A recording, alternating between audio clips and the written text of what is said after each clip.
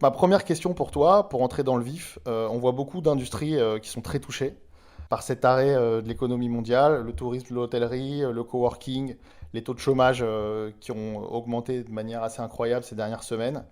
La question que tout le monde se pose, est-ce qu'on a en face de nous une récession?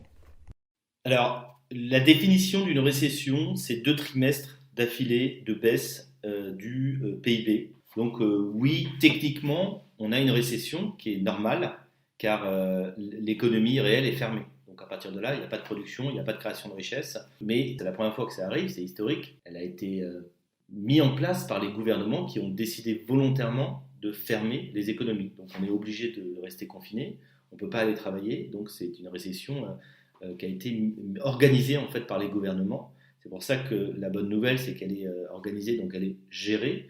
Il y a beaucoup de mesures, le chômage partiel, les prêts.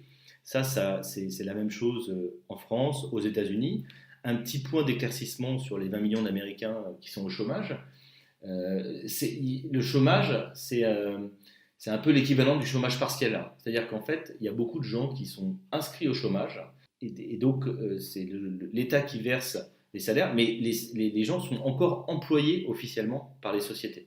Donc il ne faut pas se faire berner par cette augmentation énorme du chômage et comparer ça avec des crises précédentes. C'est un chômage qui est, une fois de plus, aux États-Unis. Les gens vont ensuite, à la fin de la crise, retourner travailler et les chiffres du chômage baisseront.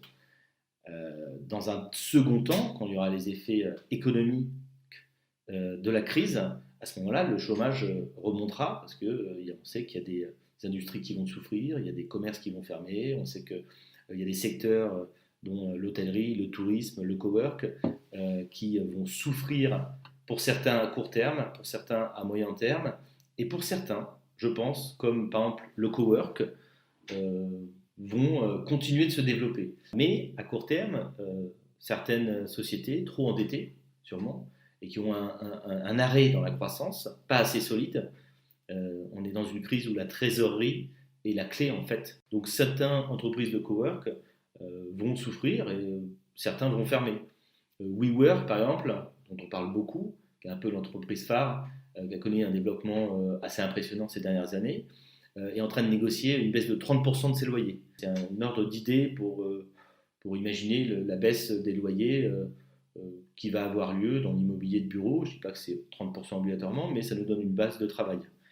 Concernant l'hôtellerie, le tourisme, c'est des industries qui vont mettre beaucoup de temps à se relever parce que j'ai la conviction que les biens et services vont continuer de voyager. D'ailleurs, la plupart n'ont pas arrêté de voyager pendant la crise, mais que les gens vont beaucoup moins voyager. Donc il y aura peut-être un tourisme plus national, d'ailleurs, qui est encouragé dernièrement par l'ensemble des États, des gouvernements.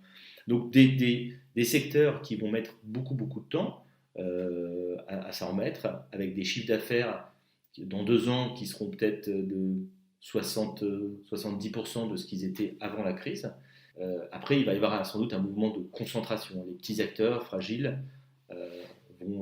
certains vont disparaître et d'autres vont être achetés par les gros acteurs.